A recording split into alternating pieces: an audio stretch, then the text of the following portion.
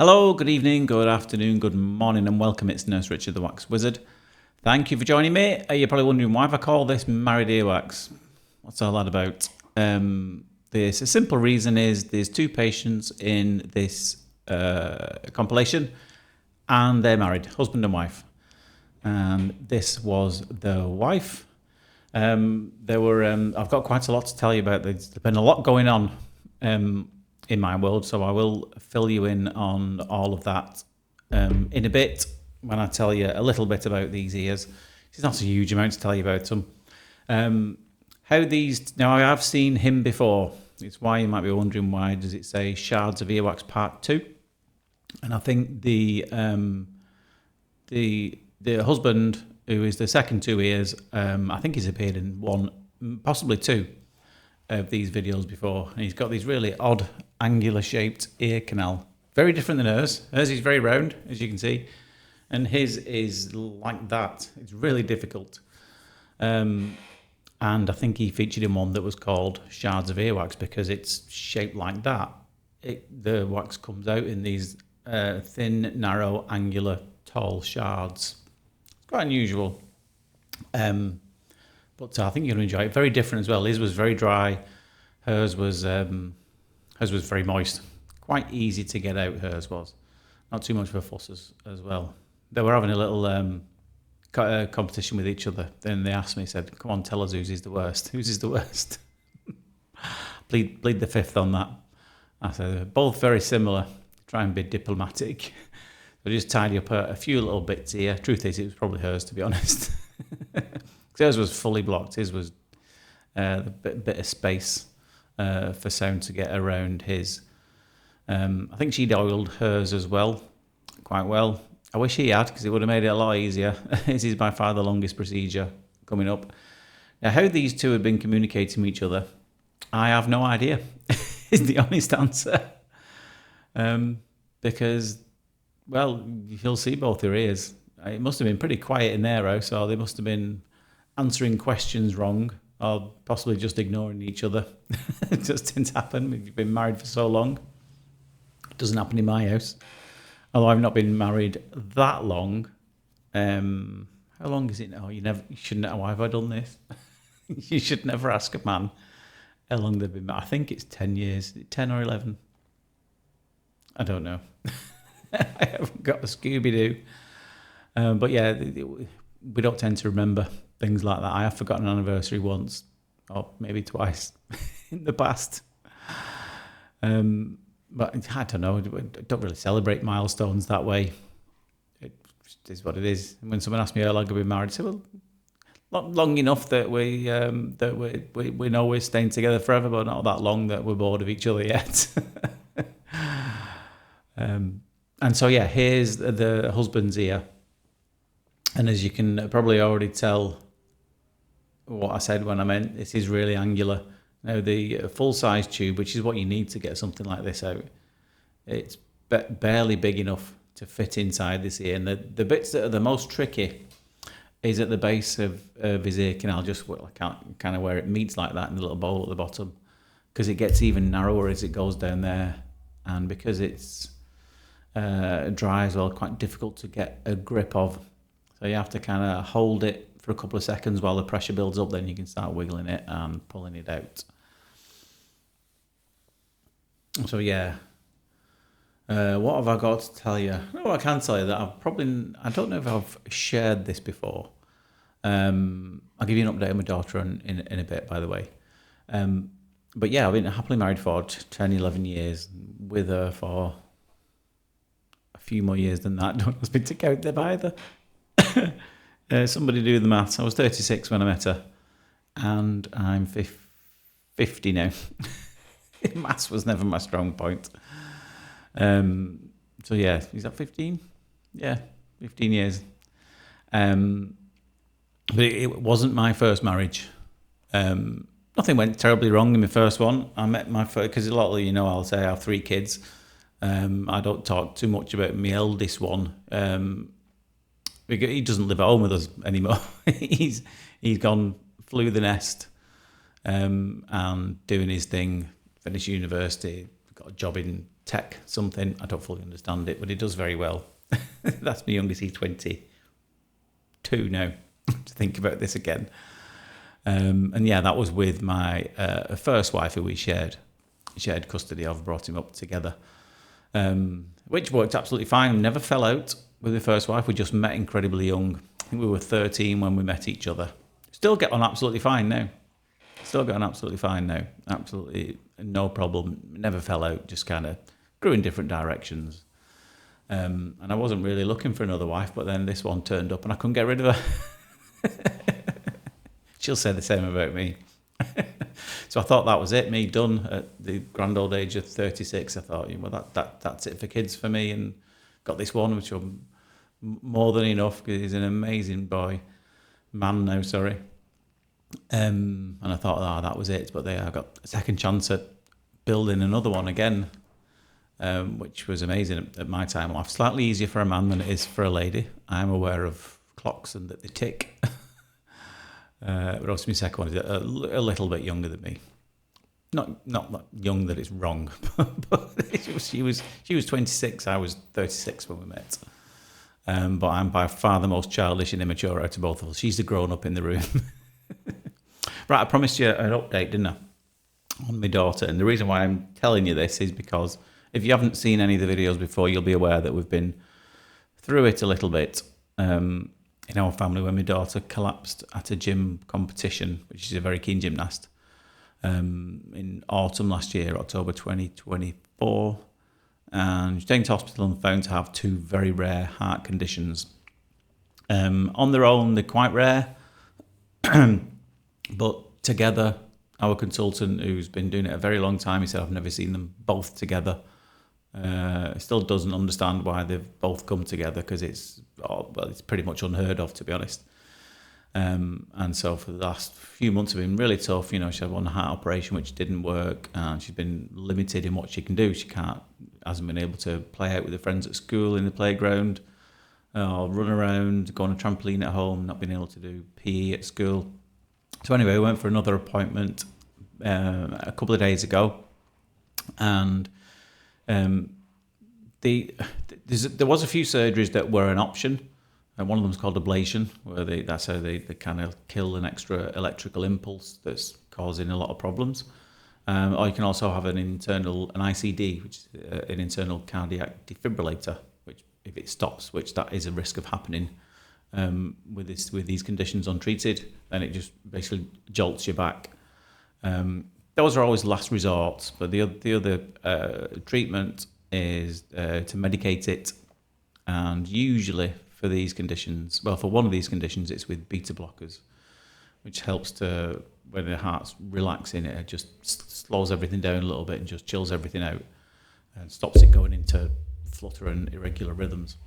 But the downside of that was it can make the other condition she's got even worse. So they were like, fine balancing act. Anyway, I went for an appointment this week and did some more ECGs, and thankfully the consultant said, I don't think there's anything to be gained from doing any more surgeries. I'm happy with what's happened since you started taking this medication. So you can pretty much go back to normal, which means she's allowed to play out at school, allowed to play out, run around with her friends, and allowed to do PE at school as well, which was obviously amazing. First thing she did as soon as we got home, she went straight on the trampoline and bounced her little socks off, which was so nice to see.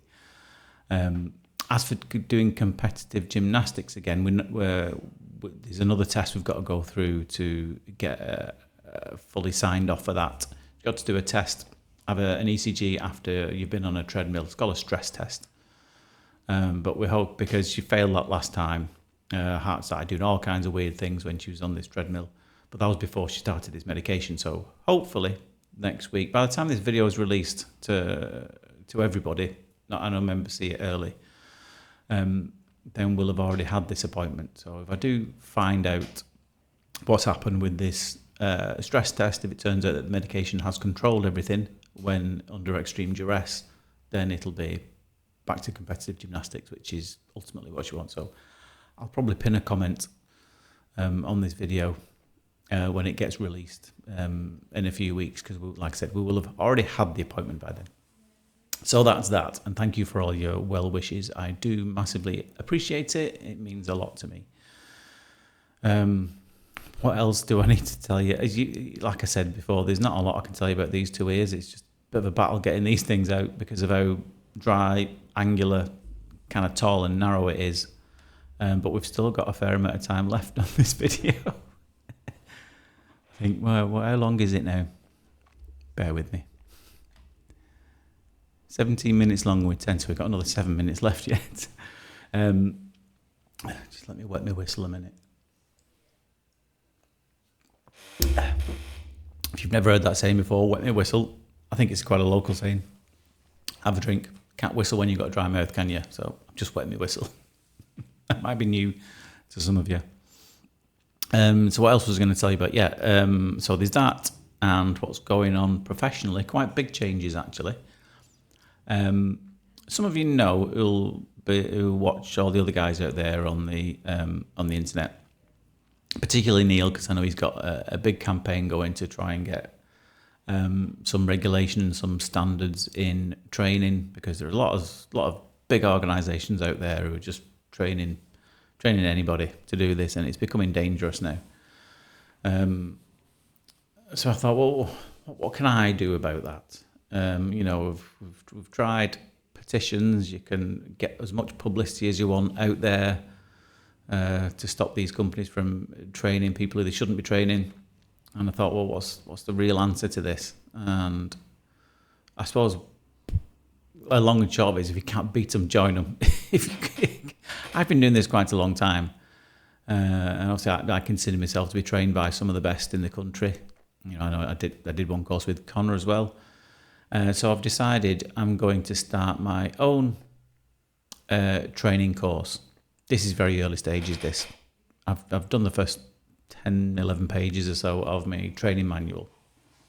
But I'm not just going to train anybody.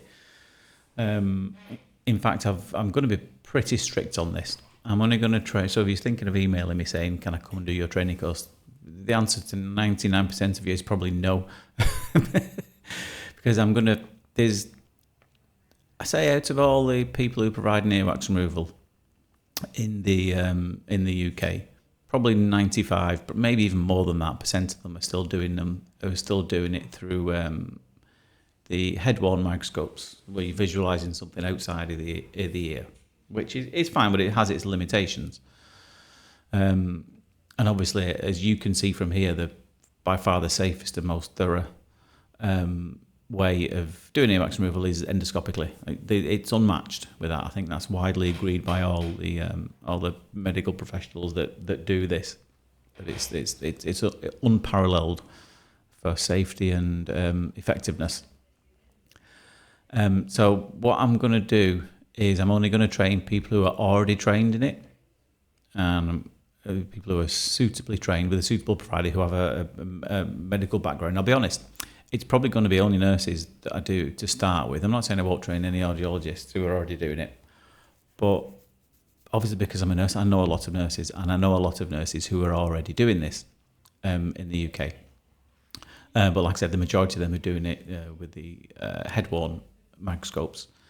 So I'm going to open up a training course to start with, to just those nurses who are fully registered and qualified, have experience, and are already running a business doing earwax removal, and have been trained by somebody who I think is reputable. And that's probably going to take a few months to get ready. It's not something you can rush, to be honest. So I'll keep you posted on that. I have got a name and a early stages of a logo for the training company, so I'm going to share that with you at the end of the video. If you're somebody who watches these who is already doing it and is a healthcare professional, you can quite easily find my email address and all the descriptions in the videos. So if you want to register your interest, feel free to let me know. So yeah, I will just be teaching endoscopic earwax removal, but like I said, only for people who are already doing it just via the other visualization method. Whether that's going to change in the future, it's unlikely, to be honest with you. I really don't want to do it with anyone who's starting from very little background. So that's that. So yeah, I've been a very, very, very busy bee coming up with all the training material and trying to source a lot of the equipment as well, because there's a lot of equipment out there that's not CE registered, and it's not come from official sources, so I'm trying to get hold of some decent suppliers so I can provide people with the endoscope systems as well. So yeah, I do like giving myself a challenge. It's giving myself a lot to do, but it's obviously you make money from it, I'm not gonna lie. We've got kids to feed and all that, but the main reason is I want to make ear care safer for everybody in the UK, and there's no safer way than doing it with endoscopes, in my opinion. So the more people I can teach who are already doing it, if I can teach them to do it with a better method, then I think that can only benefit the public as a whole. So yeah, if you are interested, feel free to get in touch. And I think we're just coming to the end of this procedure now. I've had to brighten it up because there was a lot of reflection in this because there was so much skin. So I had to just turn up the brightness to get a good old look at the eardrum. It is a very dry ear canal. But it's a very empty ear canal now, thankfully. And these two, husband and wife, they'll have to start talking to each other now. And there we go. Nice and clear. So beside me, you're going to see the image of the front cover. So that's what I've decided to call it. This might change yet. I change my mind as often as I change my underpants, me. So yeah, I've decided to call it the Endoscopic Microsuction Academy.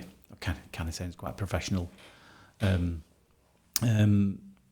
yeah, if you are interested, feel free to get in touch via the official channels. Don't just leave me a comment on this. I do read all of them. I can't reply to all of them.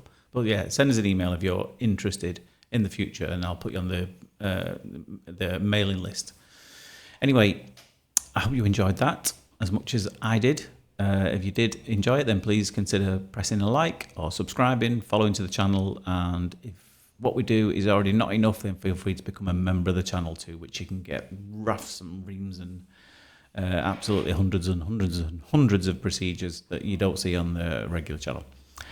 Anyway, but for now, take care of yourself, and I'll see you soon. Ta-da.